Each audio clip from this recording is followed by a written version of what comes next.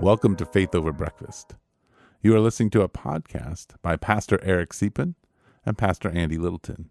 If you enjoy Faith Over Breakfast, we encourage you to rate it on the Apple Podcast app, on Spotify, or Google Play. Thank you and enjoy the podcast.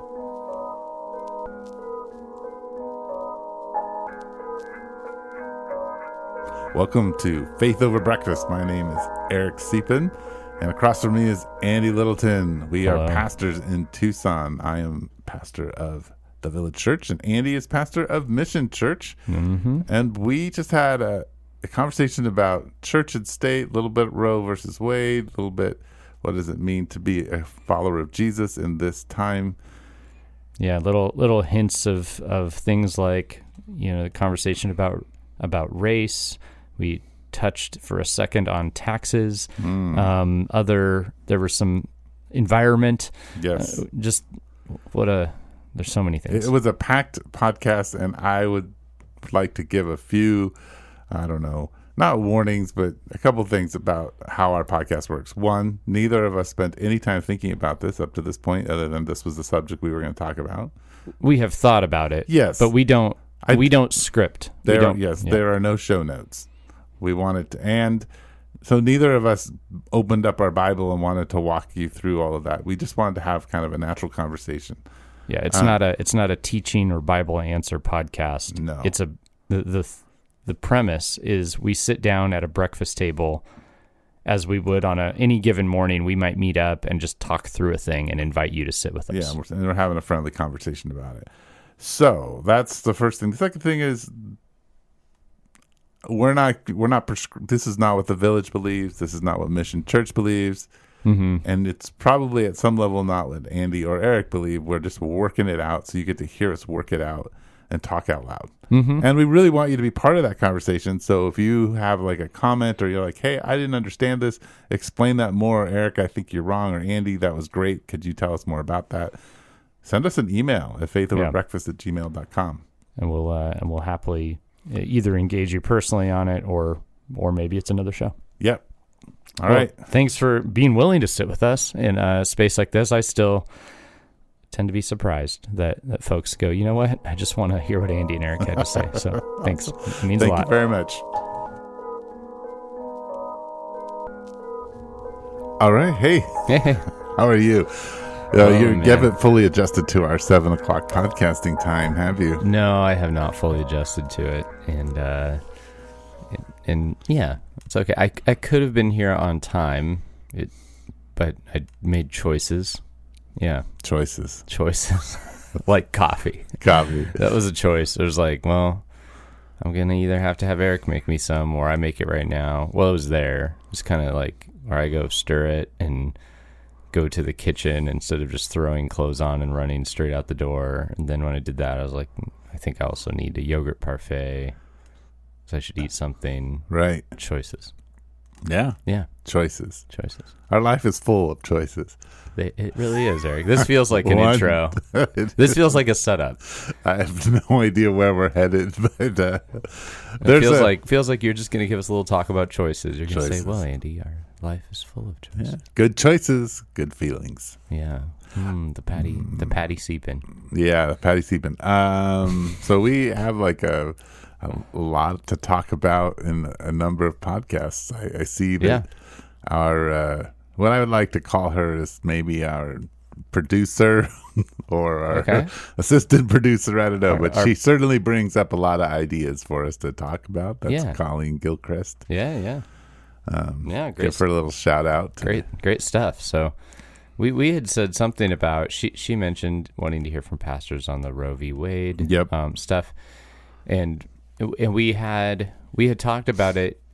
We had talked about it when the leak occurred, right? And then last week at the end, I think off mic, I'd said, I'm hearing a lot of people grappling with the idea of church and state, and that was brought about by this. Sure. And by hearing a lot of people, I mean even just discussions within my own home, where it's like, so when does a religious preference become something that you should try to make into law. Right. And so, yeah, I mean, I sort of feel like we should just go down that train.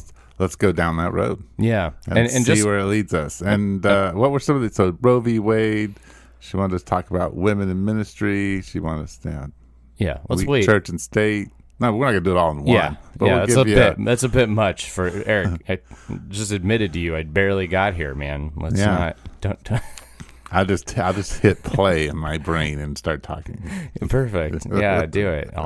Meanwhile, I'll be looking for another cup of coffee. It feels like one of those moments. I'm sure we've all had them where somebody says, "Hey, do you want to meet me at 7?" 7 really isn't that early. I understand, but they say 6. 6. Do you want to meet me at 6? And you go, okay, I'll meet you.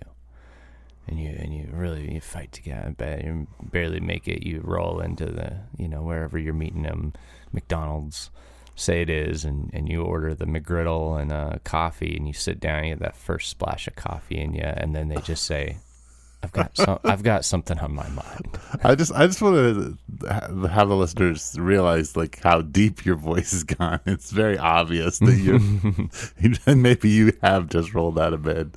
The growl is on. The growl is on. Remember that song, "The Heat Is On"? Yes. Oh, I do. Okay, so yeah. No. All right, church and state. I'll just throw something out to answer your question.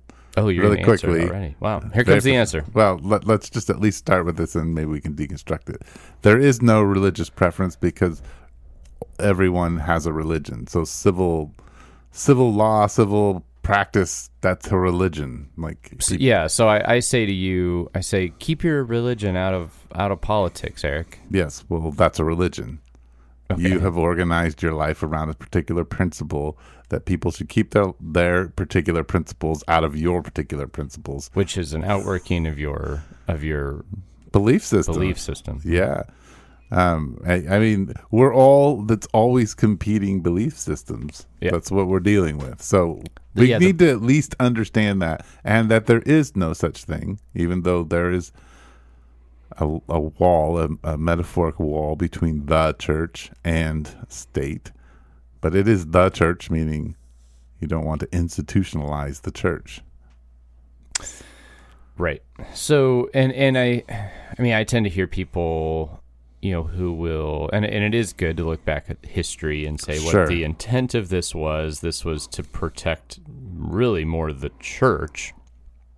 And it was not saying, the same folks who framed up some of these ideas had all sorts of religious thinking in their vocabulary and in their ideas about government. So that it doesn't seem that that's what they were getting at. They were looking back at what we would know as the post-Reformation era, at a time when states and churches were still trying to be a unified entity entirely. Yeah. They weren't thinking about the ideas being shared. I would assume a lot of those framers would have said, how could they not be? Well, we know that their idea basically was that the state should not interfere with the church, and the church should not be married to the state, but it should be able to inform the state, and it should be able to be a stopgap ethically to the state. Yeah, as in the churches, it's a belief that these entities have roles and that they shouldn't take one another's roles, such as, the church, when it begins to govern over the lives of people, like say to take capital crimes into its own. This was a real historical thing, right? Sure. To take capital crimes into its own institution to decide and actually carry them out. That was an overreach because that was not a role given to the church by God in Scripture. Yes. It was one that was given to the civil authority, and they were distinguished, and so that there is supposed to be a separation. Yes. And so, but it would not be that the state would not sense that it had a calling or a judge and that should ever be spoken of. Right. Yeah. Well, I think the thing we can look back historically, the early church believed that your involvement with the state could only go as so much as you were not doing things like taking the life of other people. So if you're a Christian in the first couple hundred years of the church, you were not allowed to be a judge. You were not allowed to be in the military. Soldier, yeah. You're not allowed to be an executioner. Mm-hmm. And a lot of you weren't allowed to be senators. Yeah, and then there was more like a post Constantine. There's kind of a swing the other direction where then the church is running it, And somebody was just telling me about a school. They were looking at a degree from where the queen still grants you the degree at the end of the day or something. That's and so that's still with us to some degree. Yeah, definitely. So the real question though is, in our moment and in our time as the community of God, how do we interact with the state? And in particular, the thing that's really bringing this forward is the Roe v. Wade decision, because it's forcing some thought on what is the role of the church engaged with the state. Yeah, I'd like to think about how we do, and I also, I think I'm myself working out how to talk to people who disagree about that. Like, how would you have that discussion? Yeah. How do you have a discussion with somebody who disagrees with you in the role of the church and the state? Yeah, I mean that tends to be where it comes up. I've seen from a number of friends of mine where they've just sort of, capital letters, separation of church and state, ! Or get your religion out of my, whatever body part, and that kind of stuff. Yeah. Right. So there's a certain, they've taken many people, mostly women, have taken the overturning of Roe versus Wade as a statement by the government, but then what they see as forces behind this, the abortion or pro-life movement, as saying you don't that women aren't safe, that we don't think about women, we don't care about women, we don't. That law presented at least a sense of, I have a will and I have a choice and I have some autonomy over my body, and now you're saying I have none. Of course, I'm just saying that's what people are saying. No, right. And there's a certain sense of anxiety that they feel, and I think it's drummed up not just by the law, the issue of state and church. It's drummed up by this idea that people are celebrating this choice being, the decision being overturned. Yeah, and that feels like it's even more taunting in a sense to the people. This is an observation that I hope leads in a helpful direction. It's just a true observation. I drove through downtown shortly after, and there was a protest going on. But it was... I saw the videos from the protest. I obviously wasn't there. But. Well, okay, and I'm sure there are different times. I just drove through at a certain time, probably 5 or 6 people. Okay. And I thought to myself, I expected it maybe to be more. And we had talked about, when the leak came out, kind of, at least I had a concern of, oh no, here we go again with just culturally, this is going to be hard, right? And there were some bigger protests, but they didn't turn into anything like what post George Floyd, right? Right. There's no. And here's where my head went immediately, and I'll just put this out there. I thought, I was nervous, but I'm also not surprised. Yeah. Because here's why. In George Floyd, we were watching someone get killed. Yes. And we were responding to someone not entirely innocent, but innocent of a capital crime. Yeah. Being killed in front of us. Right. And that elicits a huge response, as it should. Right? Yes. And in this situation, it's a little flipped in that the protest is to have the right to consider and to have a path to take a life. And it's if you believe it's a life. Yeah, but I don't hear that discussion much anymore. That from a scientific standpoint, isn't really forefront. It's rights of the mother over her body. It's not whether or not the fetus is alive. Right.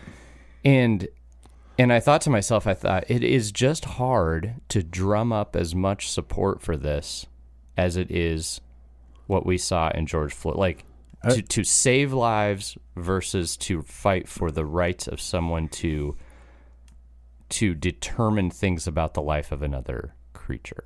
Yes. Yeah. No, I agree with you. Yeah. I mean, and I think you're right. I mean, you take New York State, I think. Yeah. I'm pretty sure it's the state, not the city. But 71%, this is the most liberal state. Yeah. 71% of New York is not in favor of, abortion after 15 weeks. Right. But, I consider it a long time, but still, they're saying most people think that there should be certain regulations. They're not comfortable with a woman having complete power over her body right when she has a baby. That's yeah. And I'm just trying to say this as a cultural observation. I really am. I'm not trying to mock or say no. These were I was just saying, I thought to myself, it's hard to fight for this with the same vigor. It's hard to gather the same amount of support because it's not fighting for the life. There's a difference. So even just emotionally, even inwardly, of how much you can invest in that. So let's just talk about the role of church and state, though, for a second. Sorry. Yeah. No, I think you're right, and I think it's in Roe versus Wade, and it works out pretty well.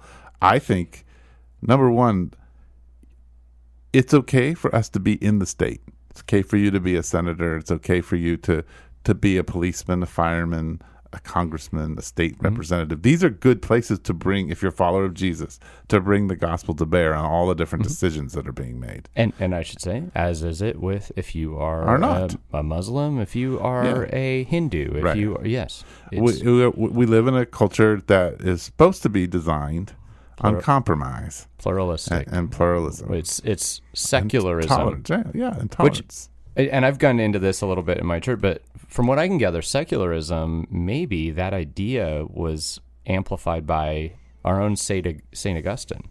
Yeah. Who basically the idea was, how do you live together in peace in the in-between period between the crucifixion and ascension of Christ and the return of Christ? And he was saying, you have to do it in this mixed period, living alongside other people where the kingdom has not yet come.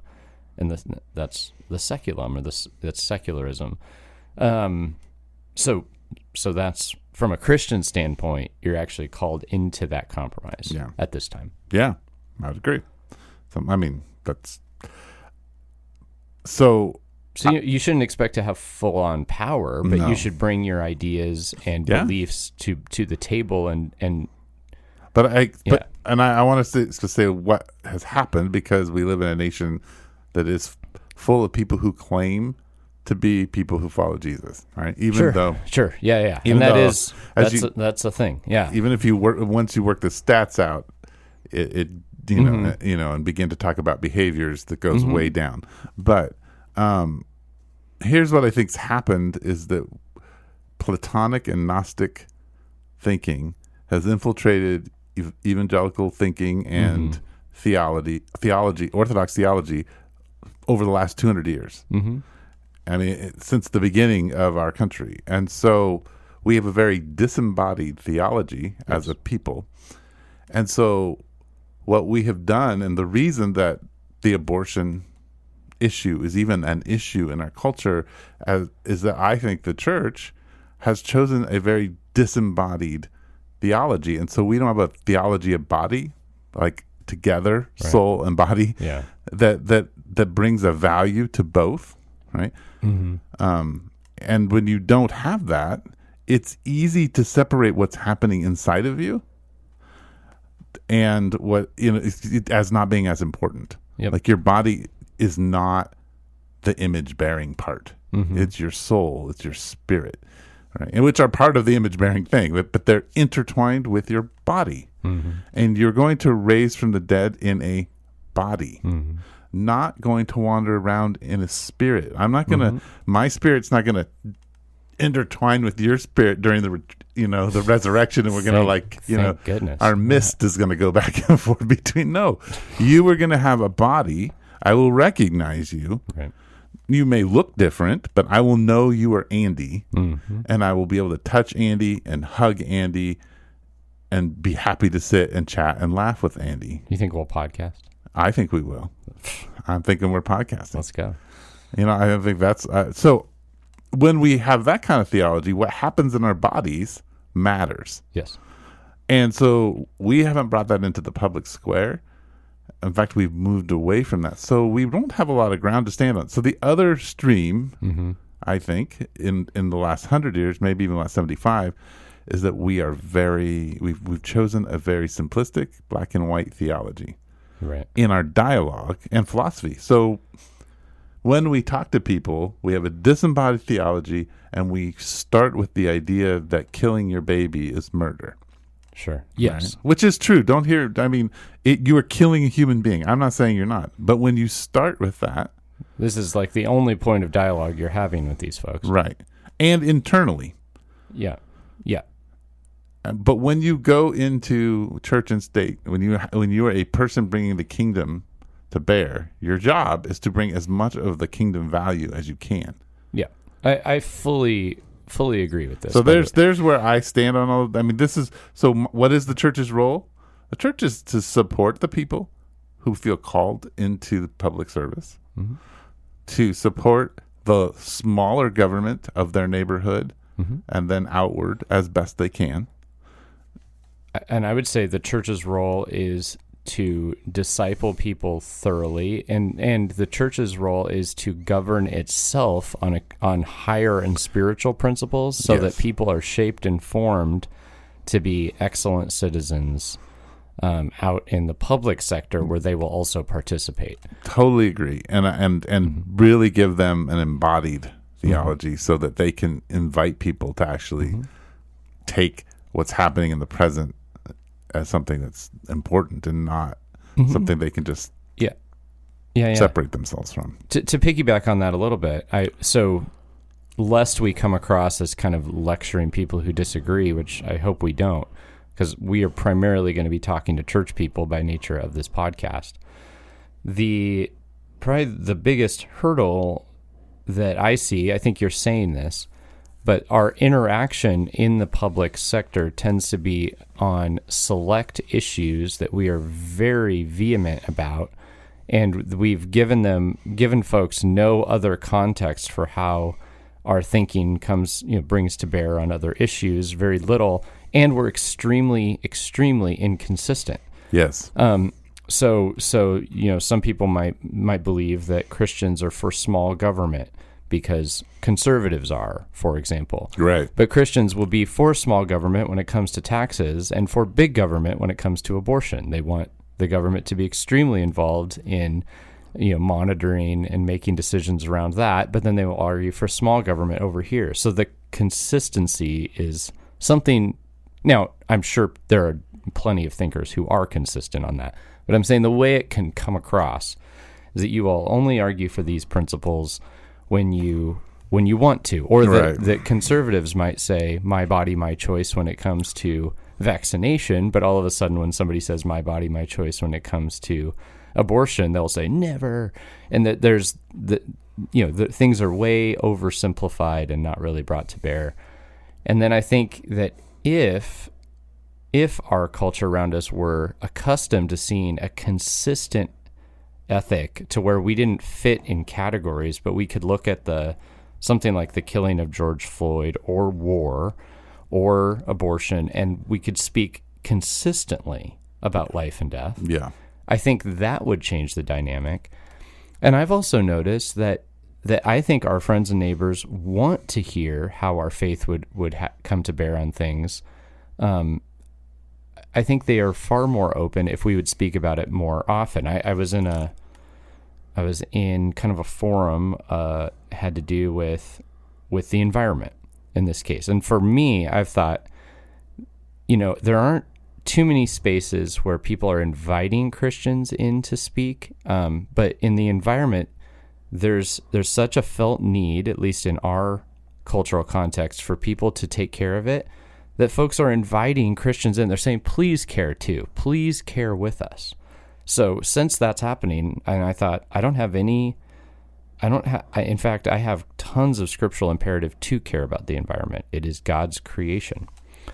So I got to speak explicitly in this forum about how the Christian faith really had a lot of motive for caring and stewarding for the earth, because it's going to be renewed, and some of the good works that we will be judged for will have to do with how we've cared for what we've been given and stewarded it, and just able to speak explicitly about that. And everybody in the forum was utterly grateful to hear a Christian perspective that agreed with them.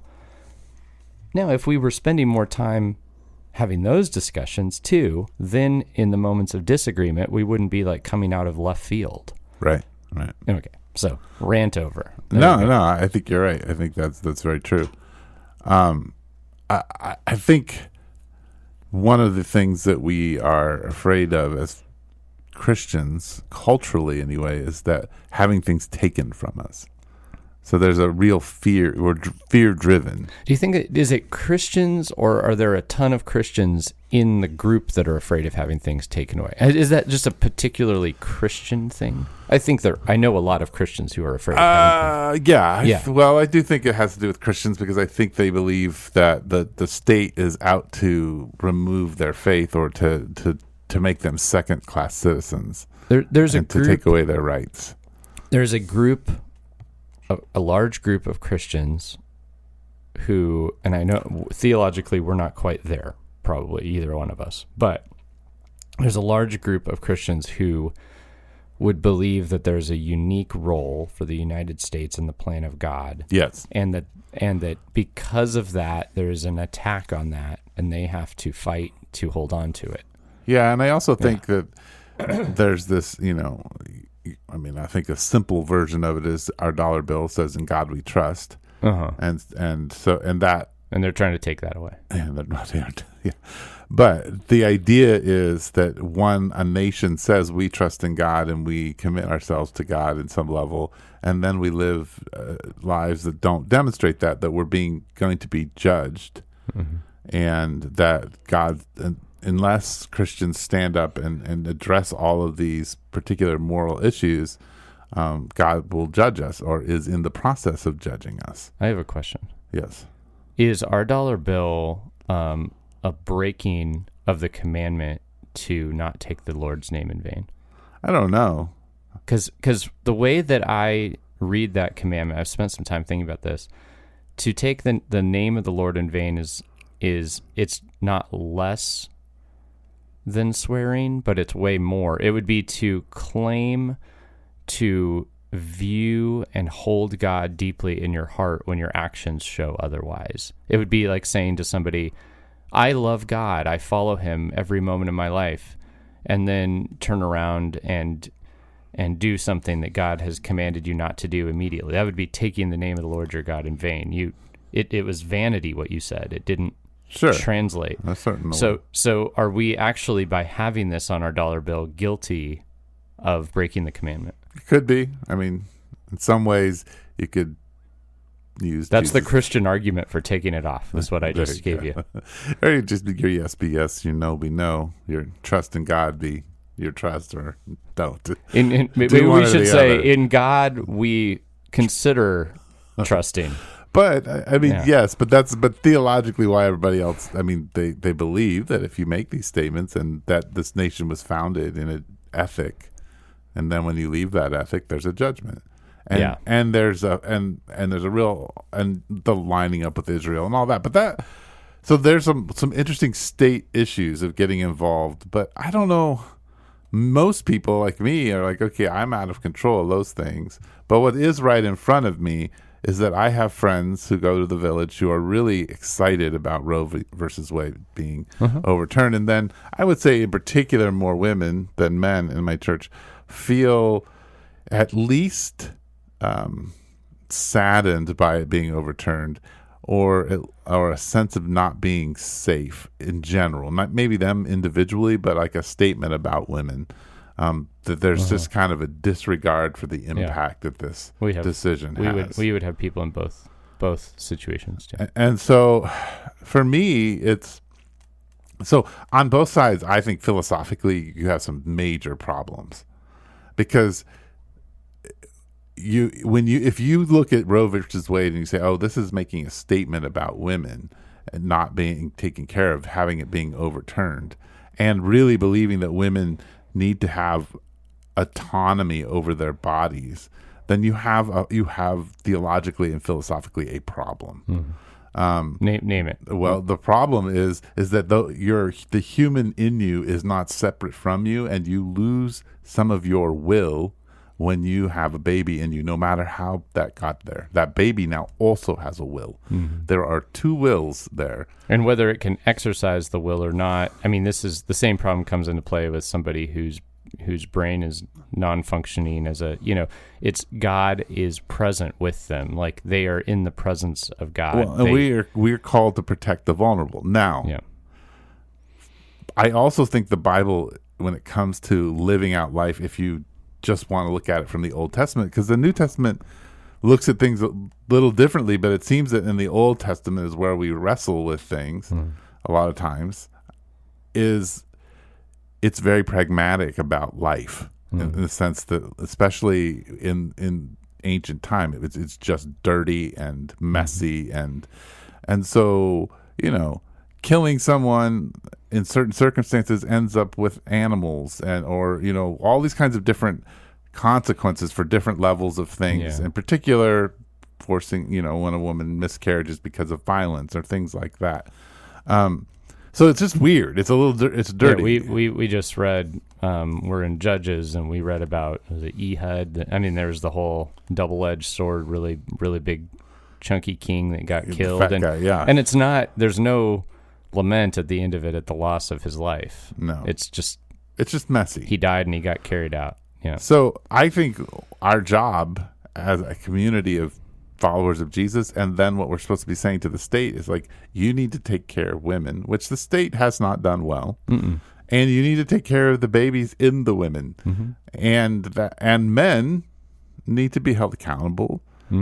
That's lacking. Yes, there's a lot of issues here. But the pragmatic part of it is like, look, what you want, if you believe that is a baby and you're taking a life, then what you want to do is prevent babies being formed. And so, easy access to birth control. Right. And this is where we end up in conflict with our Catholic brothers and sisters. Yeah. And I think the Catholics actually have a decent embodiment in their theology and a terrible, terrible way of practicing.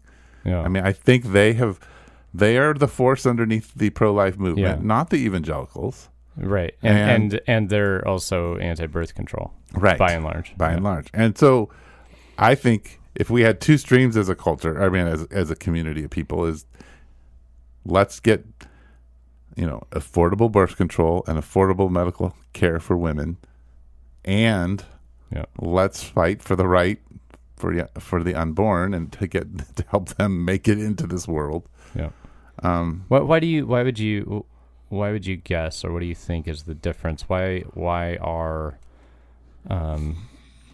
I guess Protestant or evangelicals more open to birth control, or generally using it anyway? Well, because evangelicals tend to be more pragmatic, and I don't necessarily say in their theology, and I don't say that's a good thing. It's just what they are. They'll say, like, we can reduce abortion by doing this. It's the better of lesser of two evils. It's good for women's health. It's also we have bought into a little bit of a Freudian view of sexuality and sex itself, and that we don't see, like, sex is connected to procreation, and if every time that you have sex, there's a possibility of having a baby. That's a very powerful and beautiful thing. Mm-hmm. But it also has to become a very selfless act, both in the act of sex itself, but then the fact that you are going to possibly be inviting someone else into the world by doing that. And Protestants are like, yeah, no, we it's actually more important to take care of the earth by. I hear this more modern Protestant, we family planning. That's not really difficult. Let's not, not try all the different non-chemical invasive or, other modes of birth control that you can use. That. So when I hear you saying that, it's you almost sound more sympathetic to the Catholic side, as if it's the more consistent. I do at some level believe the Catholic is a little bit more consistent, but I also think. Then the next question becomes, back to church and state, is how, is the Catholic view more consistent in how to govern within the church? Yes. Yes. And then that's and we should be having that discussion in the church. We should have birth control conversation. Yes, let's have it. And then how you would work in the state, the more Protestant or evangelical view of kind of like, let's be a little more pragmatic. What can work for the most amount of people might be the more valid conversation in the state. Yes, that's kind of, and I think Protestants tend to be more like that. Yeah, because and there's ups and downs to both of those. But that would be that would be a good example, just to work that out slowly for a second. What he's saying. I mean, we could take this and apply it to another issue. I don't have one at hand right now, but it would be something like drug use or something. Yeah. Let's just take another one.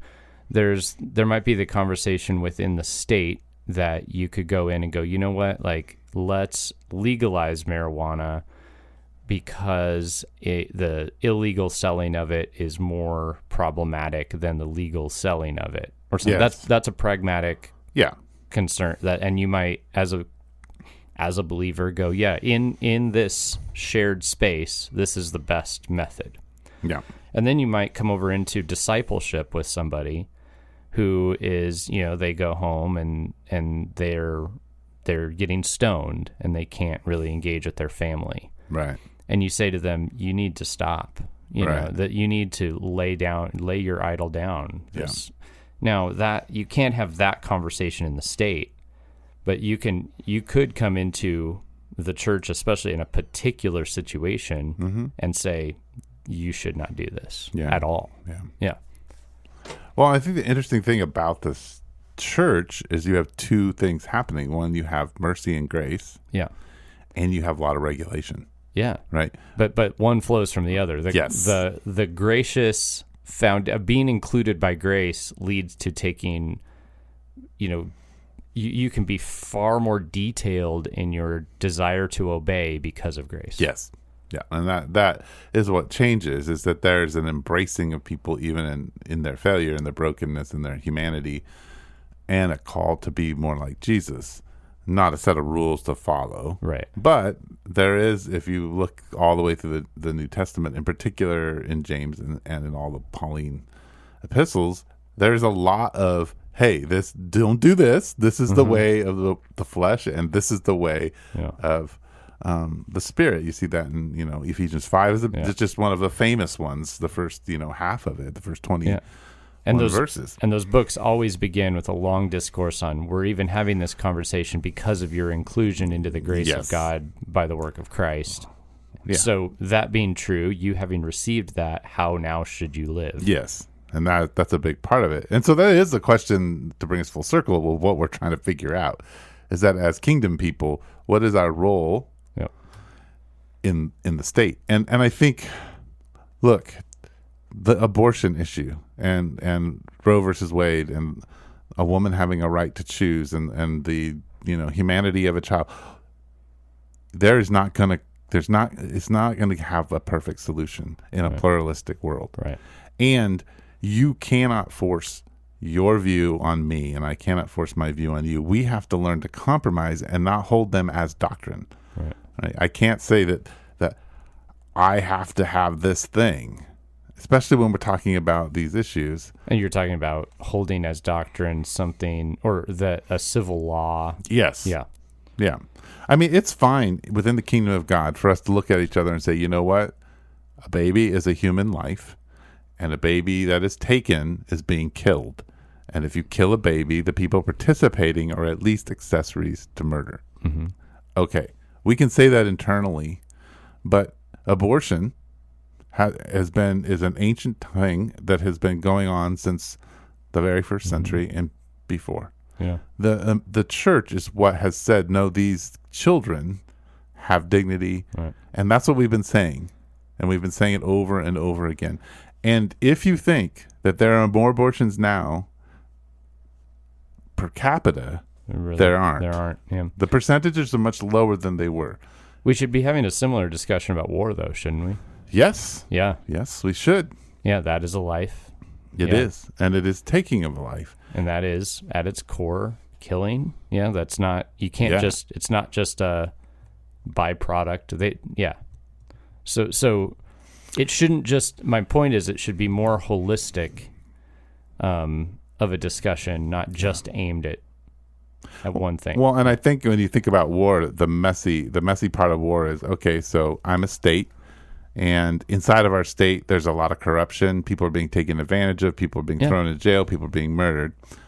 Another country that wants the oil we have, so they decide to take this state over, and they kill people in the state where the state is killing people and taking advantage of people. So it's messy. It's not as if those people were, perfect human beings. Now, do innocent people die in war? Yeah. So, but also it's complicated. Well, when people are adults and are therefore known sinners, which they always are, right? It does become easier in a way to justify their deaths. Yes. Now, so ethics is where. So what is ethical and taking a life is the first event after we tell God we don't really want him. Yeah. We'd rather have us. Yeah. The first thing we do is we go kill. Yeah. And we have to keep that in mind, is that we are people who kill people. That's what we do. And God, so to get into the kingdom of God, we had to kill God. Right? Yeah. That's what we did. We killed him. And lest anyone out there think they're innocent and say to themselves, as I could easily say to myself, nah, I've never had an abortion, nor have I ever been to war. I don't relate to either one of these. Well, anytime you bolster, support any form of system that kills, there's some guilt on your hands as well. Like, so as I tend to bring up, the T-shirt that you wear, the car that you drive, the parts in there, the elements come from China and Taiwan. They come from places who are killing and taking advantage. And so before we get on our kind of righteous high horse to say I would never, and this is, I think, maybe a piece of the whole church and state conversation as well, because in all of it there's this sense that I would never participate in something like that. Oh, really? So you would never, you might say, I would never inconvenience myself if I had a child.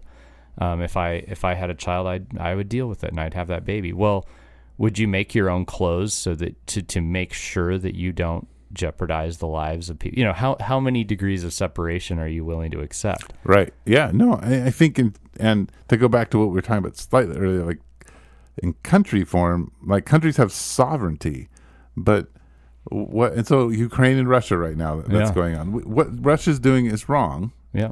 But at the same time, at what point do we as a nation and as people begin to say, oh, we should interfere in what you're doing is wrong? And and if we set ourselves up as judges, which is okay, I'm not saying you can't do this, but if you do set yourself up as a judge, beware, because the finger will turn around. Oh, it already has. But right. I mean, you read Obama's biography, and Putin very clearly articulated to him, we know about your sins.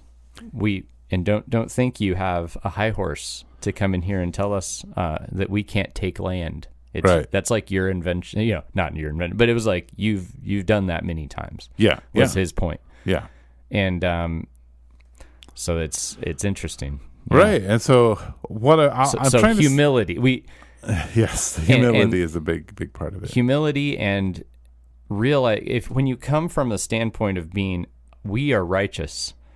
It comes across. It's not helpful. B, it's false, and people can tell.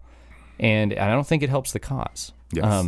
So when you come across as like, look, clearly we're all in the same boat, but we really need to draw the line. We really need to walk together on this. And hey, by the way, you have an invitation to look into my life as well. I think the way that it comes across in politics is it's two people claiming self-righteousness, pointing the finger, like two groups of people claiming self-righteousness, pointing the finger at the other, saying, no, it's you. Yeah. And as Christians, we really shouldn't be able to participate in that. Yes.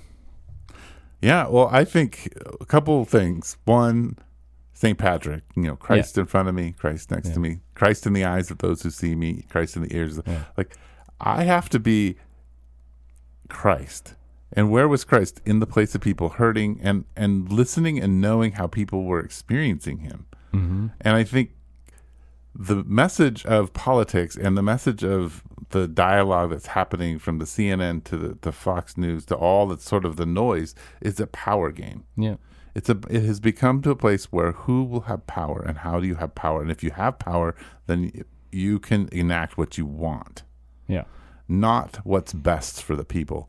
And I think what we as followers of Jesus have to do is say, oh, no, when I step into any kind of political venue, I want people to see Christ. I want to know where they're at. And I don't get to play the power game because Jesus says, or Paul says in Corinthians, it's in my weakness that Christ will be shown, not in my strength, not in the things that I think I know.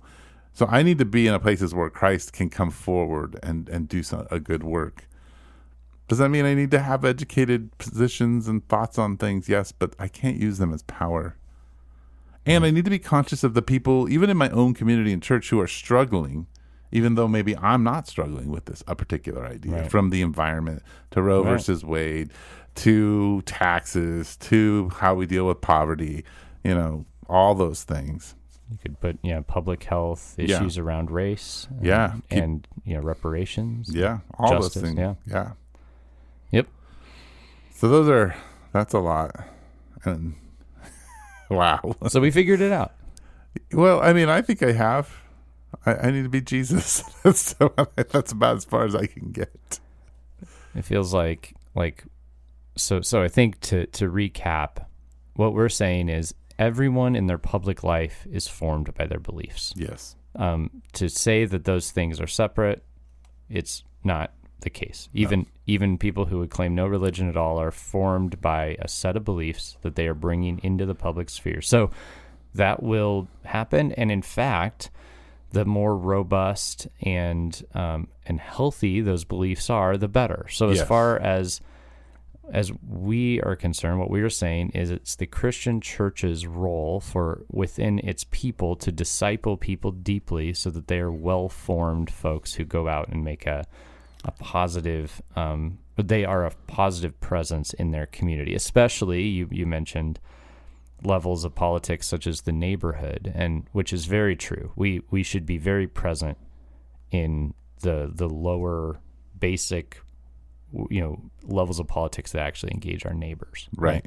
Well, and I think just to maybe, Jeremiah 29 does give us a good summary of what it means to live in a world where we're exiles. And Peter tells us that we are sojourners or exiles. That's my sermon next week. So there is a call to pray for the city, because with the city benefits, you benefit. Pray and act. Yes. I mean, it's make gardens. Seek the good. Yeah, seek the good. Have children. Good actions. Yeah. Yeah, create an environment where people can be welcomed into what is good and right and gracious, right? Yep. Yes, Jeremiah 29. There's the famous 11, but read that whole chapter. Yes, it's got some good thoughts that, hey, at Mission we're actually gonna be talking about that, how Peter's alluding to it. But so participate, but also understand that the state's role in the lives of people is to govern the diverse population of folks, and it's different than the role of the church, which is to govern people who are included by grace in ways that they can please God in far more detailed ways. Right. And so we did not discuss how we are to step into the public realm and protest or stand up for the oppressed, and that might be a decent conversation to revisit. Yeah, because we didn't get into our roles as citizens of the kingdom in a place. Yeah. So how do you enter in and speak? Yeah, maybe that's the next conversation. Right. We'll try to push that women in ministry as far back as possible. I'm not trying to push back. I'm just giving you a hard time. Yeah. Okay. Let's do it. There we go. Well, hey, thanks for tuning in. Just a reminder, we'll tack this on the front end as well, but this is us quite early in the morning having that breakfast table conversation. Thanks for joining us. Thanks for your grace for us. And if there's any ways in which we were confusing or inconsistent, it happens. We're walking through this together and learning everything. I think we both look back at the years previous, and there are things we've changed our mind on. So that happens. That happens certainly with everyone. So thanks for being with us in this time, listening. We appreciate it. If you have questions, email us at faithoverbreakfast@gmail.com. And again, Colleen, thanks for all of yours. We will continue to chip away at those, and we appreciate it. And all reaching out is a gift. You can also rate us on all platforms in which our podcast is present, and that helps people find us. Yeah, it does. And we were on vacation, so we're trying to get these podcasts back out and up. We're in a rebuilding phase. We are in the rebuilding phase. So, thanks for joining us, and we'll see you next time. You've been listening to Faith Over Breakfast with Pastor Eric Siepen and Pastor Andy Littleton. Please share us on Instagram, Twitter, and Facebook. Thank you.